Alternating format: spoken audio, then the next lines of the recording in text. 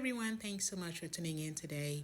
Today I'm showing Tucuma butter and what it looks like and how it behaves when you work with it in body butter and hair butter mixtures.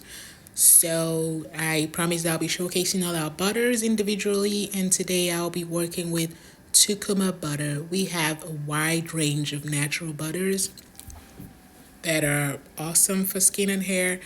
But today I'll be showing you how to make whipped tukuma butter. So I'm whipping it up with some coconut oil, so extra virgin coconut oil, and some avocado oil, and our unique oil blend, which is a blend of 12 organic carrier oils.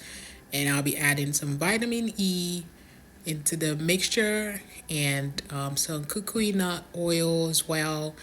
And I would also be adding some essential oils. So basically, what I'm doing is just working with the tukuma butter, but you can add any carrier oils that you like, as well as essential oils of your choice. It doesn't matter. Today, I'm just using mostly tukuma butter in a large quantity just for you to understand how tukuma butter works. So it's obtained from tukuma seeds. So it just looks like palm fruit as well. That's very similar in the way they look. But yeah, tukuma butter is obtained from tukuma seeds. So usually our butters are cold pressed. So tukuma butter is cold pressed from the seeds of this wonderful Brazilian tukuma plant. So it's also from the same family as murumuru palm, which both of them do have the silicone-like properties that make them so incredible for skin and hair. So the procedure, I already melted it down and allowed it to solidify.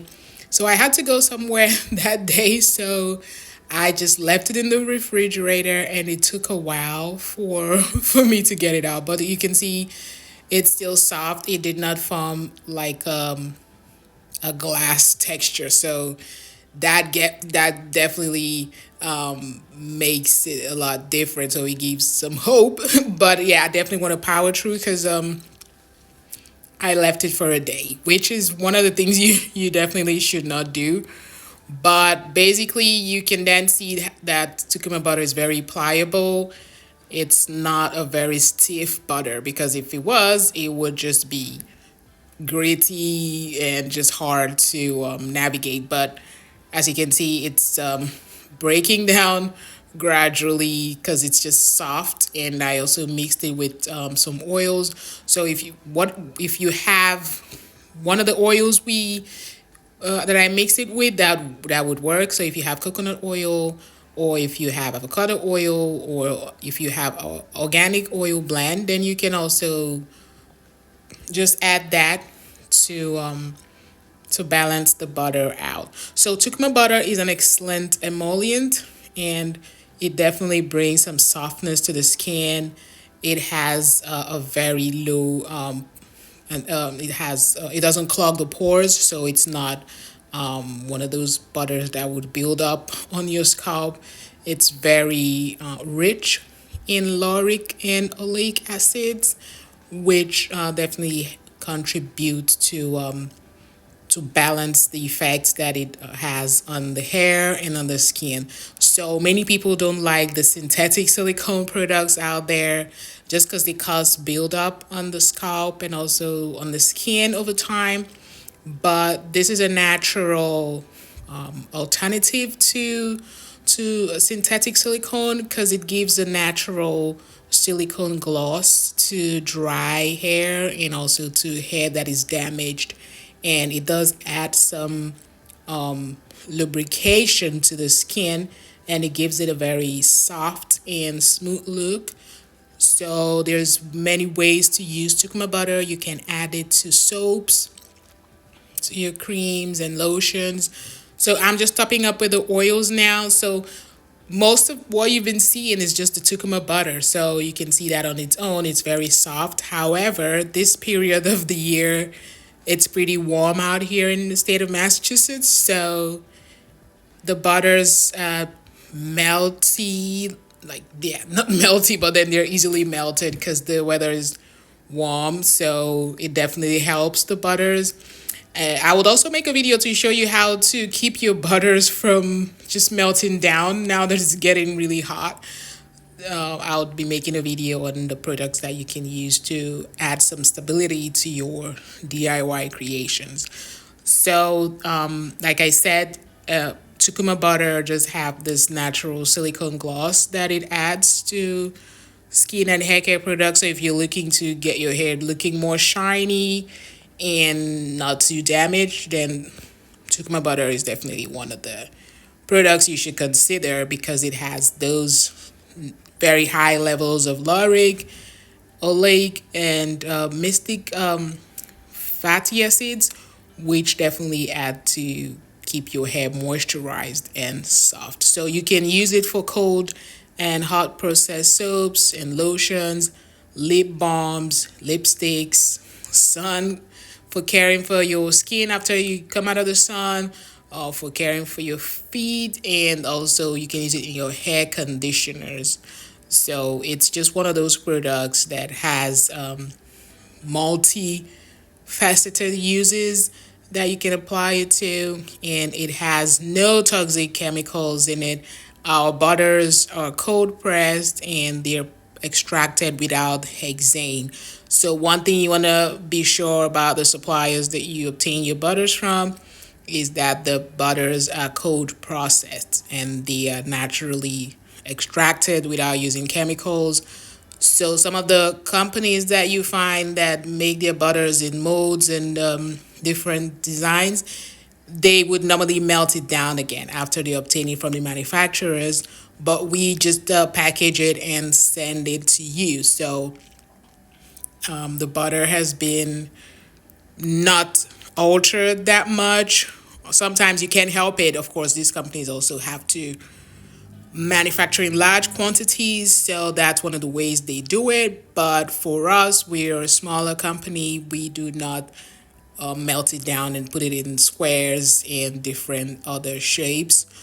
So one thing you would need to do if you're working with, if you're making soaps, is to know the amount of quantity to add. So you would need, for cold processed soaps, that would be about 3 to 6%. And for lotions and creams, maybe 3 to 5%. And normally for lip balm, 5% to almost like 100%. So this butter has a relatively average melting point, which is about 83 to 97 degree Fahrenheit.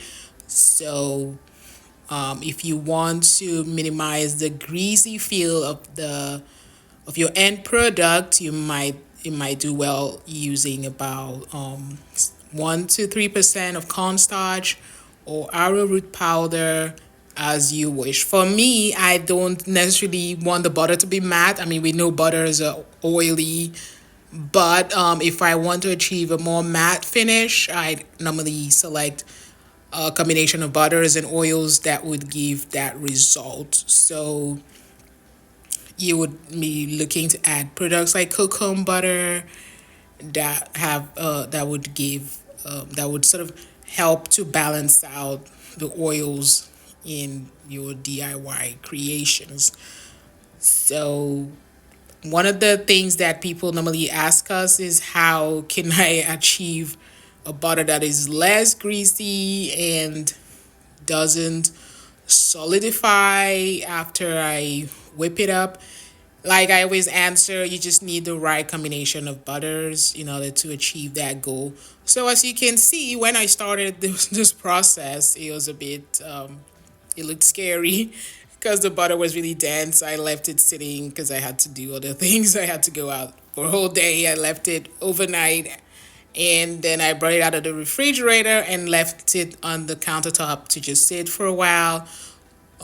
Because what you don't want is to be whipping butters up when they're very cold or straight out from the freezer or the refrigerator, because it would just start solidifying. So you just want to bring it out at room temperature before you start the process.